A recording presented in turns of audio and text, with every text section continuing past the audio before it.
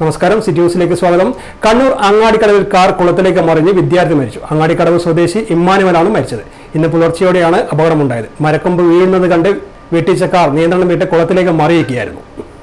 കുളത്തിലേക്ക് കുത്തനെ മറിഞ്ഞ കാറിൽ നിന്ന് കാർ യാത്രികനെ നാട്ടുകാർ രക്ഷപ്പെടുത്തി ആശുപത്രിയിലെത്തിച്ചെങ്കിലും രക്ഷിക്കാനായില്ല.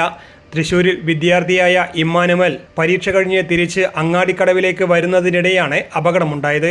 ഇരിട്ടി മേഖലയിൽ രാവിലെ മഴ പെയ്യുന്നുണ്ടായിരുന്നു. റോഡിലൂടെ പോകുന്നതിനിടെ മരക്കൊമ്പ് വീഴുന്നത് കണ്ട് കാർ വെട്ടിക്കുകയായിരുന്നു.